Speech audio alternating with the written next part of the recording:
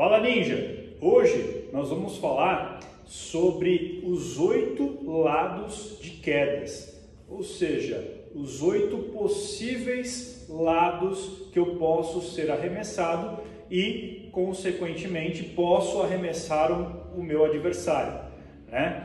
Estes 8 lados de quedas, eles estão diretamente relacionados com a base, né? E o nosso centro de gravidade. E onde está localizado o nosso centro de gravidade?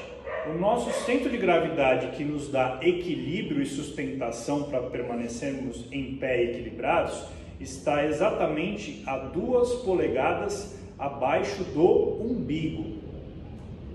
É exatamente neste ponto do corpo em que está localizado a nossa firmeza postural, a nossa postura, né? Então, se este ponto ele é deslocado para trás, para frente ou para os lados, consequentemente eu entrarei em desequilíbrio e eu vou precisar fazer uma correção para não cair. Observa, se alguém me empurrar neste ponto aqui de forma direta, eu vou para trás, olha o que vai acontecer.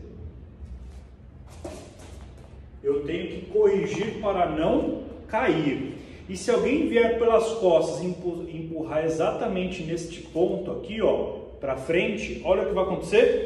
Eu também vou me deslocar para frente, tenho que corrigir com passadas rápidas para não cair. E se alguém me empurrar pelo quadril lateralmente, a mesma coisa, eu vou me deslocar para o lado e tenho que corrigir para também não cair. Dependendo de como é essa força, não dá tempo de eu corrigir e eu caio.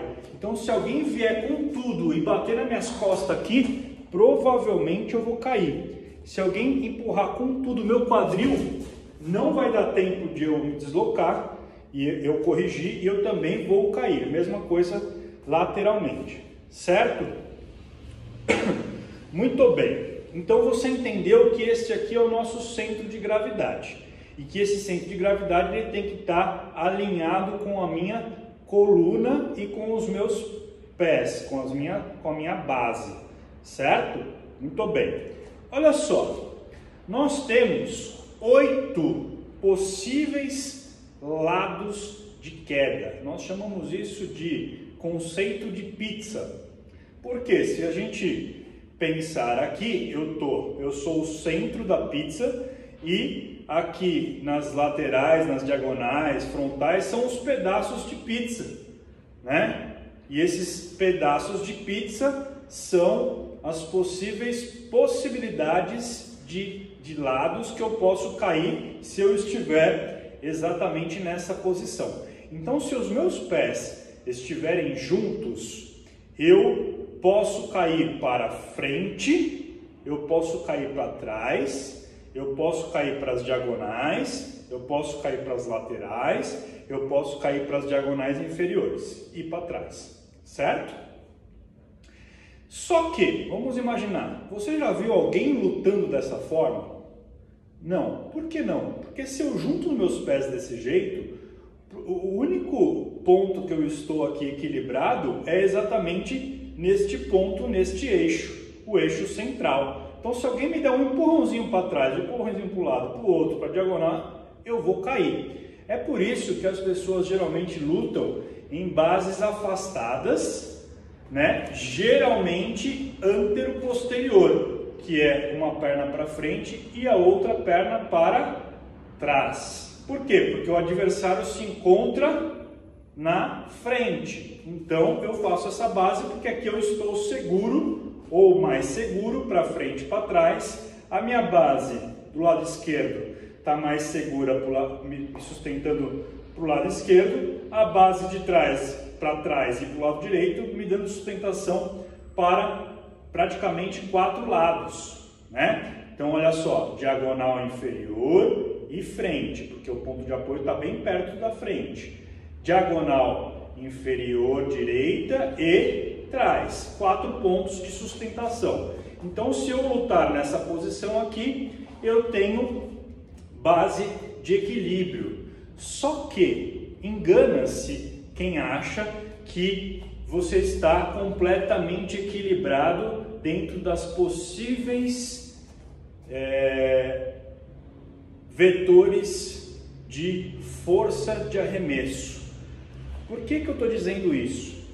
Se eu tenho 8 possíveis lados de quedas aqui nesta posição, quando eu afasto os meus pés, eu vou matar 2 lados. Então, olha só, dos 8 possíveis, quando eu afasto os meus pés, eu vou inibir 2 possíveis lados, que são as laterais, porque eu estou na base lateral, certo? Muito bem, então se alguém me empurrar para os lados, eu tenho maior possibilidade de evitar a queda. Porém, vão sobrar 6 outros possíveis lados de queda. Então, se alguém me empurrar para frente, eu vou cair. Se alguém me empurrar para a diagonal, eu vou cair. Se alguém me empurrar para outra diagonal, eu vou cair. E se alguém me empurrar para trás, eu também vou cair com mais facilidade, tá? Pensando nisso, que existem 2 pontos de apoio e existem 6 possíveis lados de quedas, eu vou ter 2 desses 6 que são infalíveis. Olha que segredo que eu vou passar para você agora. Quando você vê o seu adversário em base, você vai fazer a leitura da base dele. Então a base que ele se encontra vai ser a leitura da base, tá? Independente de como, se assim, se assim, se assim, né? E aí, o que você vai fazer? Você vai deslocá-lo para o ponto mais distante dos apoios dele. E aí, eu tenho 2 possíveis. Vamos recapitular. Se eu estou assim, 8 possíveis lados de queda. Se eu afasto, sobram 6. Desses 6, 2 são infalíveis. Você vai empurrar e vai conseguir derrubar o seu adversário.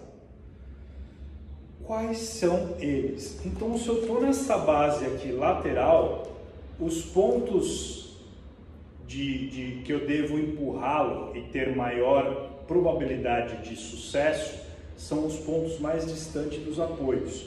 Então, se eu estou nesta posição aqui lateral, os pontos mais distantes de apoio são a frente e atrás. Frente e trás. Se alguém me empurrar com tudo para trás, eu caio. Se alguém me empurrar de trás para frente com tudo para frente, eu também caio. Olha que interessante isso. Se ele tiver nesta posição, é uma posição diagonal, porque ele não está reto. Se ele estiver reto, ele está forte para frente e para trás. E aí ele estaria fraco para as laterais.